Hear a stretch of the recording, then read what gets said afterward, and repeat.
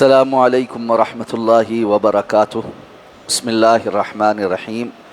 اللہم صلی علی محمد وعلی آل محمد کما صلیت علی ابراہیم وعلی آل ابراہیم انک حمید مجید۔ اللہم بارک علی محمد وعلی آل محمد کما بارکت علی ابراہیم وعلی آل ابراہیم انک حمید مجید۔ عن حنظلة بن قيس رضي الله تعالى عنه قال سألت رافع بن خديج رضي الله تعالى عنه عن كراء الأرض بالذهب والفضة فقال لا بأس به، إنما كان الناس يؤاجرون على عهد رسول الله صلى الله عليه وسلم على المازيانات وأقبال الجداول وأشياء من الزرع، فيهلك هذا ويسلم هذا ويسلم هذا ويهلك هذا، ولم يكن للناس كراء إلا هذا، فلذلك زجر عنه، فأما شيء معلوم مضمون فلا بأس به، رواه مسلم۔ وفي بيان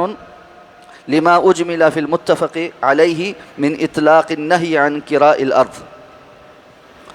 حضرت حنظلہ ابن قیس رضی اللہ تعالیٰ عنہ سے روایت ہے، وہ فرماتے ہیں کہ میں نے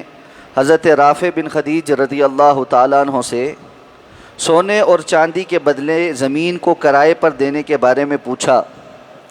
تو انہوں نے فرمایا کہ اس میں کوئی حرج نہیں ہے۔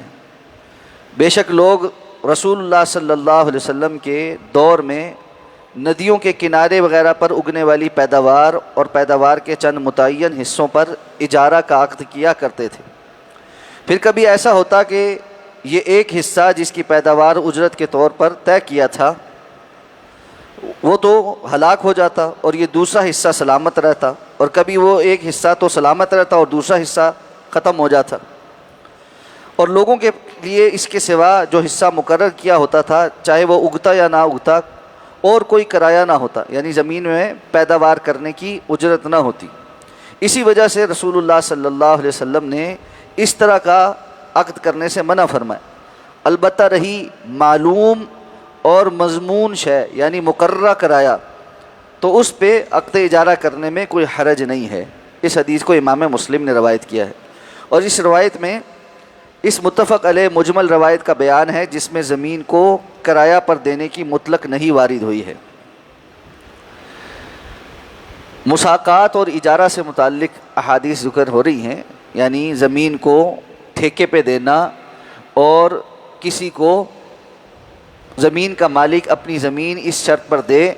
کہ وہ اس میں کھیتی باڑی کرے گا اور پھر اس میں جو پیداوار ہوگی اس کا جو نفع نقصان ہے وہ آپس میں وہ ایک تناسب کے ساتھ طے کر لیں، یا یہ کہ زمین کا وہ کوئی کرایہ مقرر کر لے اور اس سے وہ کرایہ لے لے، اس کو اجارہ کہتے ہیں۔ تو گزشتہ روز ہم نے وہ حدیث پڑھی تھی کہ اللہ کے رسول صلی اللہ علیہ وسلم نے خیبر کے رہنے والے یہودیوں کو نصف پیداوار پر وہاں پر کام کرنے کی اجازت دی تھی۔ اس حدیث مبارکہ میں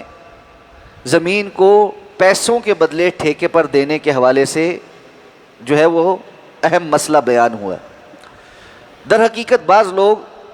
یہ موقف بیان کرتے ہیں کہ زمین کو ٹھیکے پر نہیں دیا جا سکتا، اور اس کی وجہ یہ ہے کہ ایک حدیث مبارکہ ہے جس کو آگے چل کے علامہ ابن حجر العسقلانی نے بھی بیان کیا ہے کہ حضرت ثابت بن ضحاک رضی اللہ تعالیٰ عنہ بیان کرتے ہیں کہ ان رسول اللہ صلی اللہ علیہ وسلم نہا عن المزارعہ وامر بالمؤاجرہ، کہ آپ صلی اللہ علیہ وسلم نے مزارعت سے منع فرمایا ہے اور اجارہ کا عقد کرنے کا حکم دیا ہے۔ مزارعت کا مطلب یہی کہ زمین ٹھیکے پہ دی جائے، اس سے آپ صلی اللہ علیہ وسلم نے منع فرمایا ہے۔ تو یہ جو حدیث جو ابھی بیان ہوئی ہے یہ اصل میں اس معاملے کی وضاحت کرتی ہے۔ تو ٹھیکے پر دینا حرام نہیں ہے۔ حضرت جو رافع بن خدیج ہیں رضی اللہ تعالیٰ عنہ، یہ مدینہ کے انصار صحابہ میں سے، اور ان کے بہت سارے کھیت تھے اور یہ کھیتی باڑی کیا کرتے تھے۔ تو ان سے حضرت حنظلہ نے یہ مسئلہ یعنی پتہ کرنے کے لیے یہ سوال کیا کہ کیا یہ جائز ہے کہ انسان اپنی زمین ٹھیکے پر دے دے اور اس کے بدلے جو کرایہ ہے وہ سونے چاندی میں وصول کر لے، یعنی درم دینار چونکہ اس وقت ہوتے تھے، درم چاندی کا ہوتا تھا اور دینار سونے کے ہوتے تھے، تو کیا یہ جائز ہے کہ کوئی بندہ اپنی زمین کا ٹھیکہ کرے اور اس کے عوض رقم لے لے؟ تو انہوں نے کہا اس میں کوئی حرج نہیں، کیونکہ رسول اللہ صلی اللہ علیہ وسلم کے دور میں لوگ زمین اجارہ پر دیا کرتے تھے۔ پھر انہوں نے مسئلے کی وضاحت بھی کی، انہوں نے کہا کہ اصل مسئلہ یہ ہے کہ بعض لوگ اس طرح سے اس عقد کو کرتے تھے کہ وہ یہ کہتے ہیں کہ زمین کے یہ جو پانی بہہ رہا ہے اس کے ارد گرد کی جو زمین ہے وہ اس کی پیداوار تمہاری اور پیچھے والے حصے کی پیداوار ہماری، یا یہ کہتے ہیں کہ یہ آگے والے حصے کی پیداوار ہماری اور پیچھے والے کی تمہاری۔ مثلا ایک بندے کا کھیت ہے اور وہ یہ کہتا ہے کہ جی کھیت کے اس والے حصے کی پیداوار میری ہوگی اور اس والے کی تمہاری ہوگی، یعنی اس کا یہ خیال ہوگا کہ جی اس والے حصے میں زیادہ پیداوار ہوگی اور اس میں کم ہوگی، یا وائس ورثا ہو سکتا، کوئی بھی وجہ ہو، بہرحال وہ جگہ متعین کرتے تھے کہ اس جگہ کی پیداوار تمہاری اور اس جگہ کی پیداوار میری۔ تو حضرت رافع بن خدیج رضی اللہ تعالیٰ عنہ نے بیان فرمایا کہ اس میں ہوتا یہ تھا کہ بسا اوقات جس جگہ کی پیداوار کی بات ہوتی تھی وہاں پیداوار ہوتی ہی نہیں تھی اور دوسری جگہ ہوتی تھی۔ اب دینے والے بندے کے پاس اس جگہ پہ کوئی پیداوار موجود ہی نہیں ہوتی تھی کہ وہ اس کو دے سکے، اور کوئی اور کرایہ نہیں ہوتا تھا، تو اس سے آپس میں جھگڑے پیدا ہوتے تھے، غرر پیدا ہوتا تھا۔ اور ہم پہلے سے یہ جان رہے ہیں کہ اسلام نے ہر ایسی راستے کو روکا ہے جس میں جھگڑا پیدا ہوتا ہے۔ تو انہوں نے کہا اس لیے رسول اللہ صلی اللہ علیہ وسلم نے جو منع فرمایا ہے وہ اس قسم کے عقد سے منع فرمایا، اس قسم کے عقد سے منع فرمایا ہے کہ جس کے اندر جگہ متعین کر لی جائے کہ یہ والی پیداوار میری اور وہ والی تمہاری، یہ نہیں ہونا چاہیے۔ اگر تو معاملہ ایسا ہو کہ جس کے اندر معلوم اور مضمون پیداوار، معلوم اور مضمون کا کیا مطلب ہے؟ معلوم اور مضمون کا مطلب یہ ہے کہ یا تو یہ ہے کہ اس کھیت میں سے جتنی بھی پیداوار ہوگی اس کا ہم نصف نصف کریں گے، جیسا کہ رسول اللہ صلی اللہ علیہ وسلم نے اہل خیبر کے ساتھ کیا، کہ جگہ نہیں کہ جی اس جگہ یا اس جگہ، یہ پورے علاقے میں جتنی بھی پیداوار ہوگی اس کو ہم آپس میں اس تناسب کے ساتھ تقسیم کریں گے۔ اب اس میں ممکن ہے اس والی جگہ پر تھوڑی کم ہو، اس والی جگہ پر زیادہ ہو، تو مجموعی طور پر جتنی ہوگی وہ آدھی آدھی ہو جائے گی۔ تو یہ معلوم ہے۔ اور مضمون کیا ہے کہ یا تو وہ اجارے پہ دے دے، یعنی اس کو پتہ ہے کہ میں نے یہ زمین کرائے پہ دے دی، ٹھیکہ مار لیا۔ مثلا ہمارے ہاں جس طرح علاقوں میں ہوتا ہے کہ فی ایکڑ کا ٹھیکہ ہوتا ہے، کوئی ہے جس کو پتہ آج کل کیا چل رہا ہے ریٹ آپ کے علاقے میں؟ لاکھ کے اوپر نیچے چل رہا ہے ایکڑ کا، ہاں، تو وہ